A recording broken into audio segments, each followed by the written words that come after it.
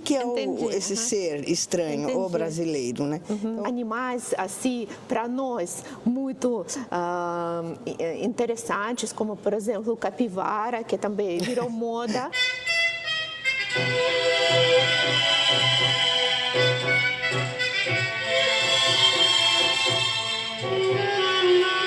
então, gente, estamos aqui em São Petersburgo com a Nádia, que vocês já Olá. conhecem deste canal, não é?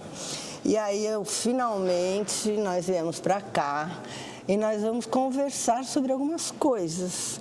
Com mais calma hoje, né? Porque a outra vez a gente conversou meio rapidamente, lá no Hermitage, e a gente estava mais interessado em ver o museu do que gravar coisas, né? Mas hoje eu gostaria de perguntar para você, Nádia, o seguinte: tem muita coisa que os brasileiros querem de fato saber. Na realidade, a gente está falando para brasileiros, mas não só, porque tem muita gente, por incrível que pareça, tem muitos russos que seguem esse canal, como você sabe, né?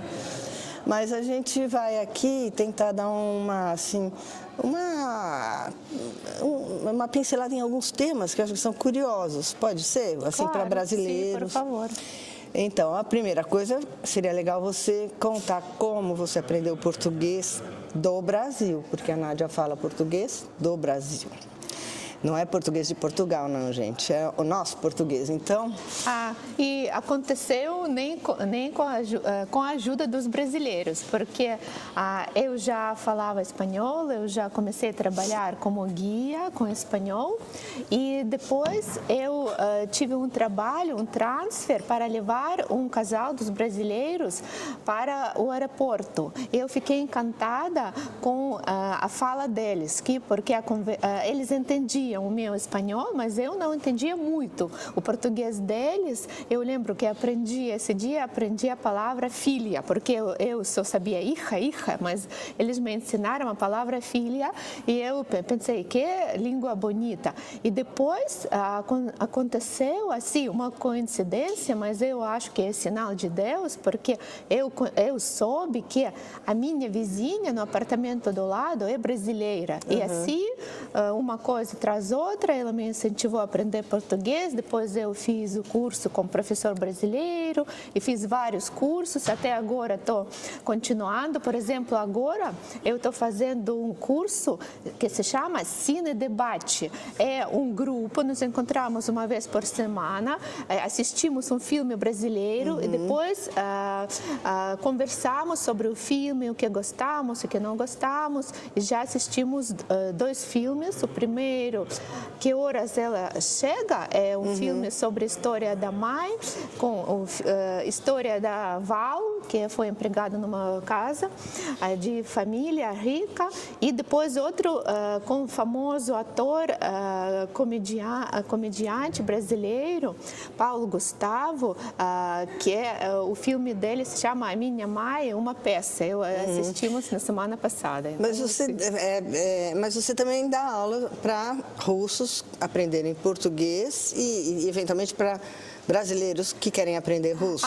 Agora sim, essa época, quando depois da pandemia, porque eu trabalhei no turismo muitos anos, até 2020, e assim trabalhei muito com brasileiros, aprendi bastante, e na pandemia eu não tive como muito trabalho, vocês entendem, e por isso eu comecei a dar aulas. Eu já dava aulas de espanhol, mas também comecei a dar aulas de português.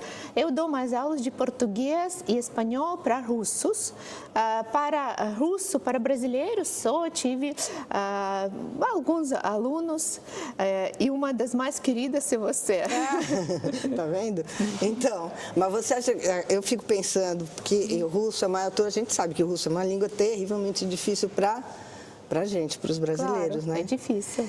Mas eu fico impressionada de ver como você fala português com muito pouco sotaque, porque se a gente comparar com os franceses ou alemães, ou mesmo os anglo-falantes, né, os americanos ou ingleses, eles têm muito mais sotaque. E morando no Brasil há muito tempo, eu tive professores franceses que era impressionante, depois de 30 anos eles continuam. Então, isso o que me passa na cabeça, você acha que é mais fácil para o russo aprender o português do que o brasileiro aprender russo? Eu acho que sim, claro, com certeza, porque para vocês é difícil, porque também a letra é diferente, nós temos o nosso alfabeto cirílico, que é uma confusão, pela primeira vista não dá para entender o que as letras são muito parecidas, ao mesmo tempo algumas são iguais, e para nós que desde a infância aprendemos inglês e já sabemos essas letras, é um pouquinho mais fácil, mas também depende da pessoa, porque, por exemplo, eu tenho alunos e para eles é muito difícil aprender português, então depende da pessoa. Eu acho que para mim influenciou, porque eu na minha infância aprendi música.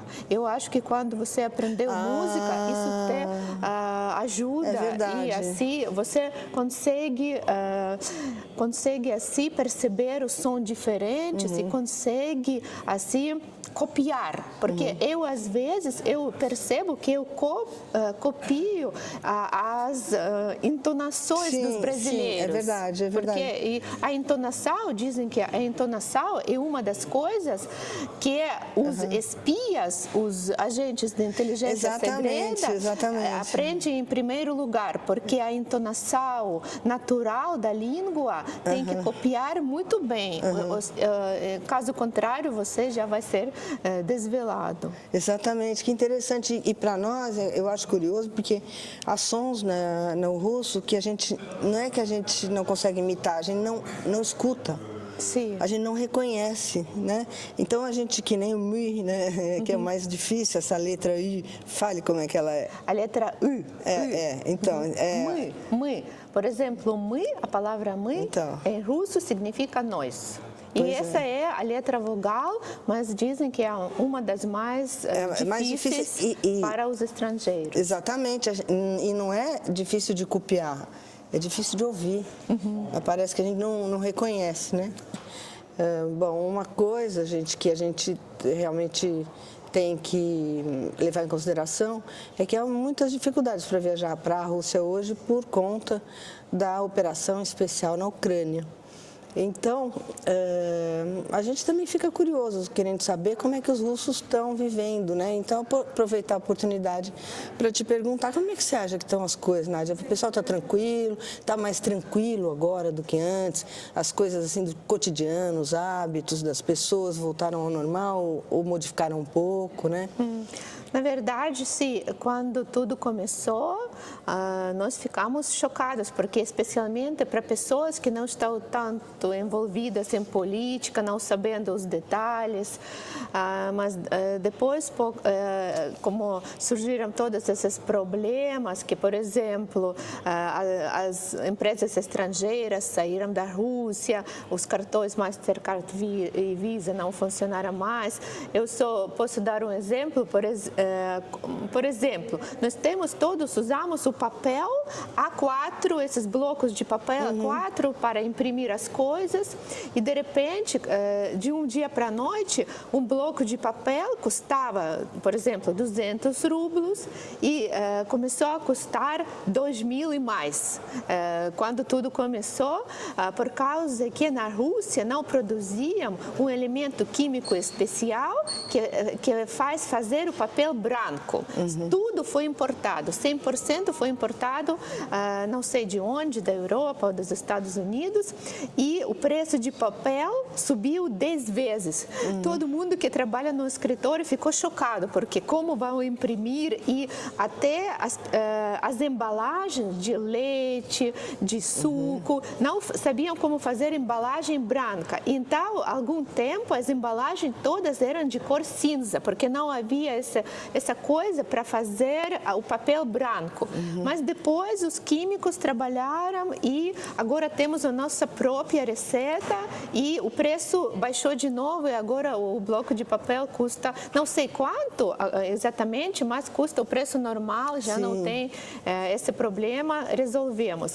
E assim como todas, mais ou menos com todas as coisas, começaram a funcionar as nossas, durante esse período já foram abertas muitas fábricas novas, por exemplo, a produção de roupa subiu, não sei quantas vezes, mas muito subiu, surgiram muitas marcas russas de roupa, só em região de Moscou abriram 30 ou 40 produções de roupa novas durante esse período. Então, em geral, não tivemos muitas dificuldades para comprar a comida, para comprar qualquer coisa. O preço subiu sim, mas não subiu tanto para não poder comprar. E há algum temor, assim, da população? Você acha que isso já foi superado? Quer dizer, entrou numa rotina, enfim, né, já passou um certo tempo, né, que a coisa...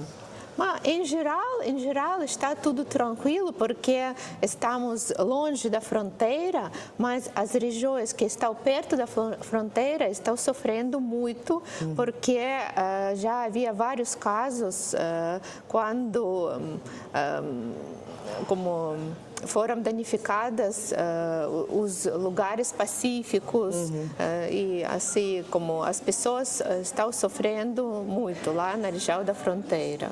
Eu só quero falar que eu acho que todos os russos estão rezando para essa situação acabar logo, porque na verdade ninguém queria esse conflito aqui na parte russa e ninguém está aproveitando com esse conflito aqui, e nós só queremos que isso acabe logo e as pessoas parem de sofrer, como no lado russo, tanto no lado ucraniano. Então, tem uma coisa, Nádia, que eu acho assim, que é uma curiosidade de todo mundo, de todos os brasileiros, que é uma coisa um pouco narcisista, né? O brasileiro quer saber como ele é visto. Então, eu queria te perguntar se você pode dizer alguma coisa sobre o que é o brasileiro no imaginário russo. O que ele imagina do brasileiro? Do Brasil ou do brasileiro, né? Porque os brasileiros têm muitas coisas no seu imaginário sobre o russo, né? E como você sabe, uma delas é aquela de que a gente não pode sorrir na Rússia, que a gente fica parecendo bobo, ou que a gente fica parecendo bêbado, ou que a gente fica parecendo alguma coisa esquisita, e que os russos são sérios e falam seriamente, e a gente não deve ficar fazendo muita brincadeira, né? Ficar meio à toa, assim, e enfim. Então, você fale um pouco sobre isso. É verdade que a gente não deve rir na Rússia? Fica mal, assim, ficar gargalhando?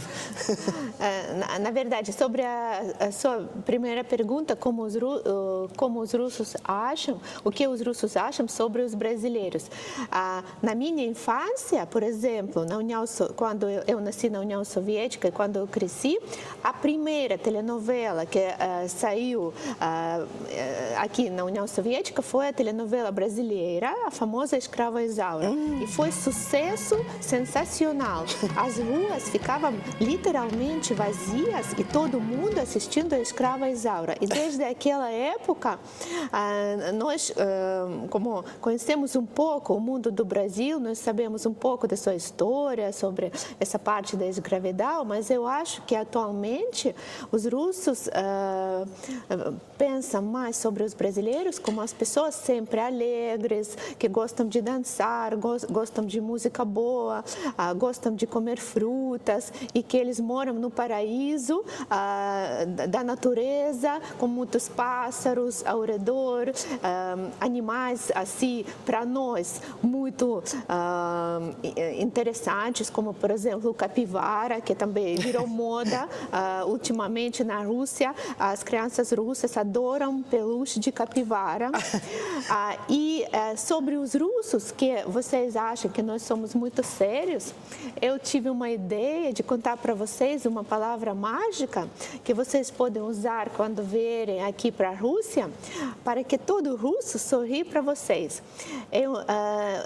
Por exemplo, se algum russo está fazendo alguma coisa, algum serviço, ou como alguma coisa boa para você, e você quer agradecer, em vez de dizer a palavra spasibo, que vocês sabem é uma palavra que significa obrigado em russo, vocês podem dizer a palavra благодарю.